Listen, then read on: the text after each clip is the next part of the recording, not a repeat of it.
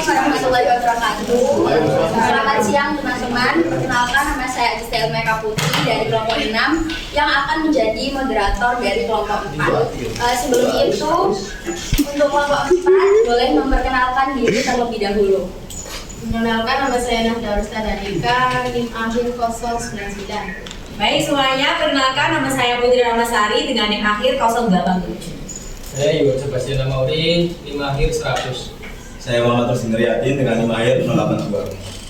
Baik, hari ini kita akan mendengarkan presentasi dari kelompok 4 tentang tanggung jawab sosial perusahaan atau bisa disebut dengan CSR.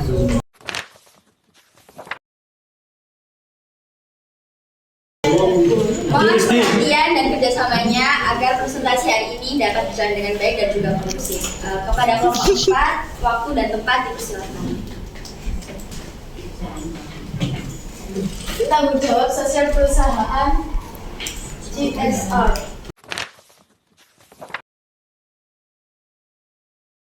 adalah suatu komitmen suatu perusahaan untuk menjalankan operasinya secara etis dan dapat berkontribusi terhadap pembangunan ekonomi sekaligus dapat meningkatkan tenaga kerja perusahaan, komunitas lokal, serta masyarakat luas. Perusahaan yang melakukan kegiatan CSR biasanya memperkuat reputasinya untuk meningkatkan loyalitas pelanggan, serta menarik dan mempertahankan karyawan yang berbakat. Baik, kemudian saya akan menjelaskan mengenai dasar hukum CSR yang ada di Indonesia.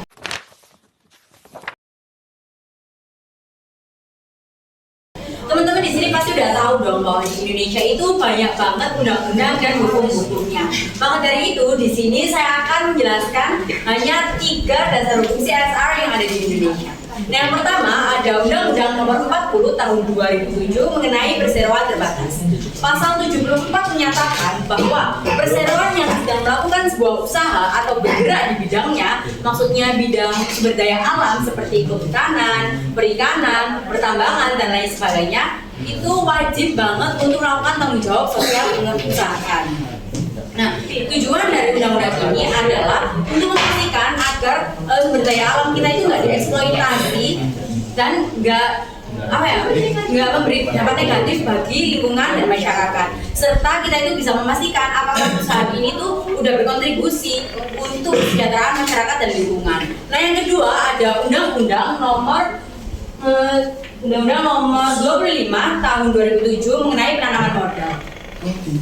Pasal 25 huruf B menyatakan bahwa perusahaan yang melakukan penanaman modal maka wajib melakukan tanggung jawab sosial perusahaan.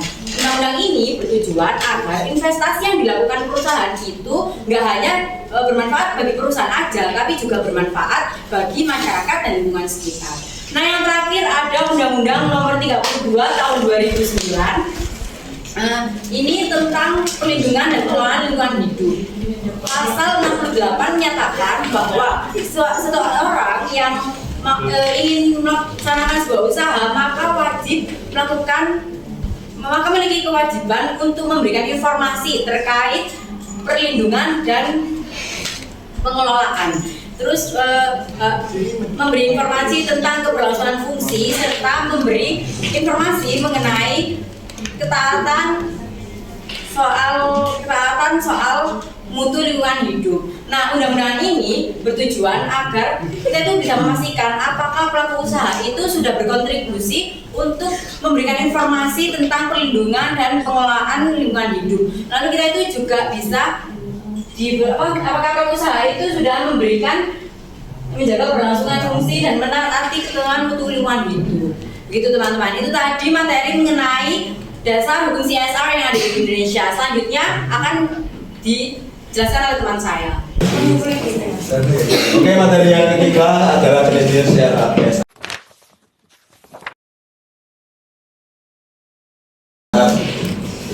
Nah, dari sini CSR ini terbagi menjadi 3, yakni CSR berbasis lingkungan, sosial, serta ekonomi. Semuanya memiliki perannya masing-masing. Nah, untuk CSR berbasis lingkungan ini itu perusahaan terfokus pada lingkungan. Jadi itu melalui pelestariannya, terus perawatannya dan juga penghidupan lingkungan itu kembali untuk generasi-generasi selanjutnya. Nah, jadi perusahaan yang menerapkan CSR berbasis lingkungan ini kita bisa mengambil dari PT Pertamina yang menerapkan program energi signature. Nah, pada program tersebut itu PT Pertamina menanam ribuan pohon untuk daerah-daerah yang terkena dampak dari eksploitasi migas. Nah, dengan program tersebut juga akan melestarikan lingkungan dan mengurangi dampak-dampak pencemaran terhadap generasi-generasi selanjutnya. Dan juga kita nggak mau kan terhadap anak cucu kita nanti memiliki lingkungan yang rusak serta tidak ada kehidupan yang baik. Kemudian untuk CSR yang kedua, CSR berbasis sosial, ini berfokus pada kehidupan masyarakat, entah itu dari pendidikan, kesehatan maupun kehidupan sosial yang lainnya. Nah, untuk program sendiri itu biasanya CSR di sosial ini memberikan bantuan berupa misalnya uang pendidikan gratis ataupun fasilitas kesehatan yang memadai yang diberikan secara gratis. Nah, tujuannya sendiri itu untuk menyejahterakan masyarakat yang kurang mampu dalam segi ekonomi. Lalu untuk CSR yang terakhir yakni CSR berbasis ekonomi, ini terfokus pada ekonomi masyarakat yang berada di wilayah yang sekiranya kurang mampu tersebut. Nah, dengan CSR ekonomi ini itu para perusahaan bisa memberikan berbagai proyek yang diantaranya seperti kursus pelatihan kewirausahaan dan juga memberikan peluang kerja yang besar bagi masyarakat tersebut. Nah, seperti yang kita tahu di Indonesia sendiri itu memiliki tingkat pengangguran sebesar 4,91% menurut data BPS Badan Pusat Statistik Indonesia yang diupdate pada bulan November lalu. Nah, sebelumnya juga data pengangguran tersebut ada di angka 4,82%. Dengan angka ini kita bisa melihat peningkatan secara yang kurang lebih itu tidak jauh beda, namun bisa berdampak lebih tinggi lagi dan juga berdampak lebih buruk terhadap suatu negara. Baik, next. Yang keempat, manfaat dan tujuan CSR.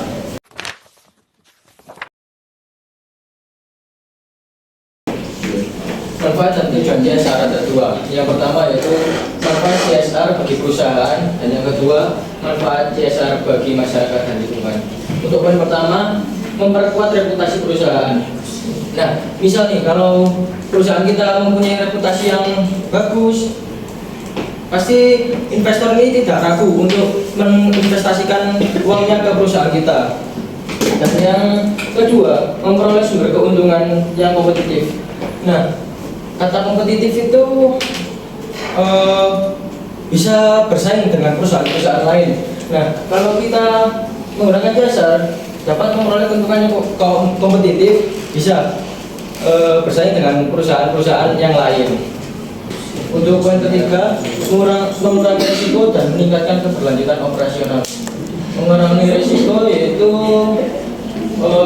perusahaan melakukan praktik bisnis bertanggung jawab agar mengurangi risiko terhadap badan hukum dan meningkatkan keberlanjutan operasional yang bisa kita atur sendiri. Terus manfaat bagi masyarakat dan lingkungan. Yang pertama, pemberdayaan ekonomi dan terciptanya lapangan kerja. Pemberdayaan ekonomi yaitu dengan cara perusahaan bermitra dengan UMKM dan koperasi di lingkungan sekitar perusahaan. Nah, dengan adanya mitra UMKM dan juga koperasi, di situ nanti akan tercipta lapangan kerja dan mengurangi resiko pengangguran di lingkungan sekitar perusahaan.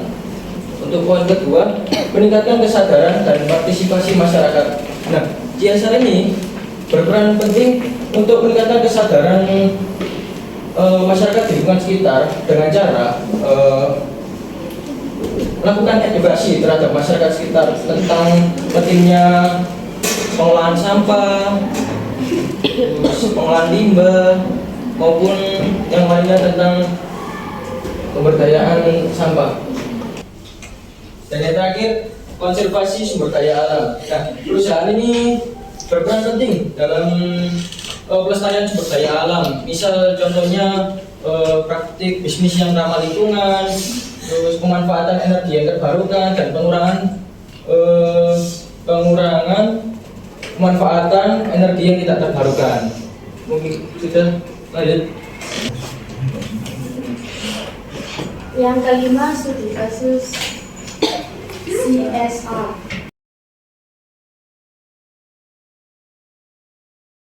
PT Astra Negara Berbuka. Salah satu programnya adalah Desa Sejahtera Astra guna membantu warga desa agar bisa meningkatkan penghasilan yang lebih baik. Langkah Astra dan hasil program. Yang pertama, melatih warga desa berbisnis. Astra memberikan pelatihan bisnis kepada warga desa agar mereka memiliki keterampilan dalam mengolah usaha sendiri. Dengan adanya pelatihan ini diharapkan pendapatan masyarakat meningkat dan ekonomi desa berkembang. Yang kedua, memberikan bantuan modal dan peluang jualan. Dengan adanya modal dan akses ke pasar, akan terciptanya lapangan kerja baru sehingga tingkat pengangguran bisa semakin berkurang. Yang ketiga, membangun infrastruktur. Astra berkontribusi dalam pembangunan infrastruktur desa seperti jalan, fasilitas umum, dan sanitasi. Infrastruktur yang lebih baik akan meningkatkan kualitas hidup warga desa dan dapat membuat lingkungan lebih sehat dan nyaman. Sekian, terima kasih. Terima kasih atas presentasinya dari kelompok 4. Dari pemaparan materi yang telah disampaikan oleh kelompok 4, kita jadi tahu tentang apa itu tanggung jawab sosial perusahaan beserta dasar-dasar hukumnya yang ada di Indonesia. Kemudian jenis-jenis, manfaat, dan juga tujuan dari CSR itu sendiri. Mungkin teman-teman ada yang ingin bertanya? Boleh.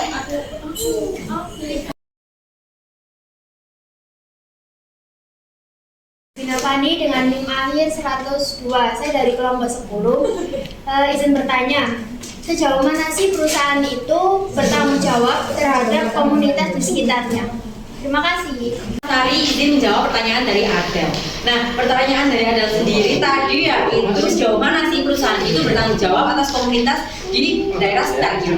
Nah, perusahaan itu nggak hanya berfokus pada profit, tapi perusahaan itu juga fokus sama kesejahteraan masyarakat dan lingkungan sekitar. Nah, sejauh mana sih perusahaan itu bisa bertanggung jawab? Perusahaan itu bisa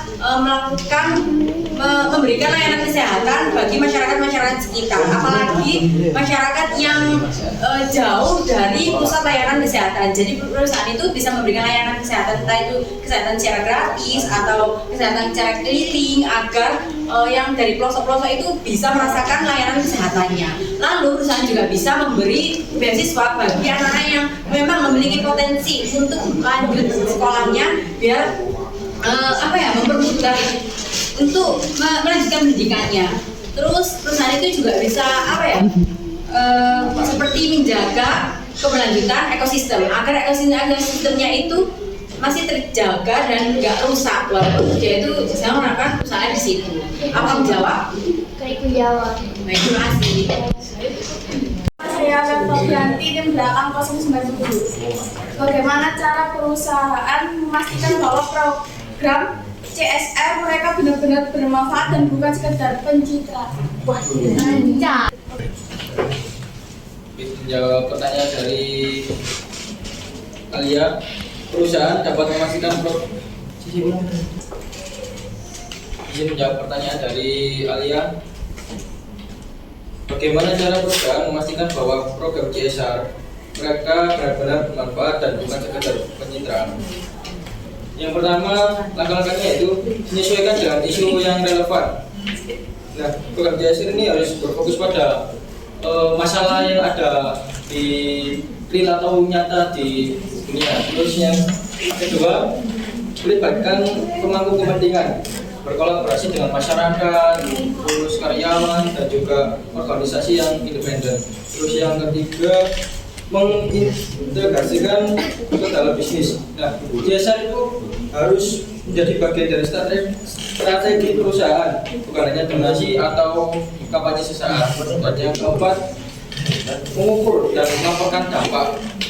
Perusahaan harus memiliki metrik yang jelas untuk menilai efektivitas program CSR dan secara transparan melaporkan hasilnya kepada publik. Yang kelima, terakhir, membangun keberlanjutan. Nah, program CSR ini sebaiknya dirancang untuk memberikan manfaat jangka panjang dan bukan hanya sekedar bantuan sementara. Jawab. Sebelumnya perkenalkan, nama saya Faizah Putri Kamila dengan NIM Akhir 110. Saya ingin bertanya, jika ada sebuah perusahaan itu mengalami krisis yaitu keterbatasan dana atau prioritas keuangan yang lainnya, bagaimana perusahaan bisa mengalokasikan dana untuk CSR, sedangkan biasanya itu pemegang saham di perusahaan seringkali lebih fokus pada laba atau hasil yang akan dicapainya kan.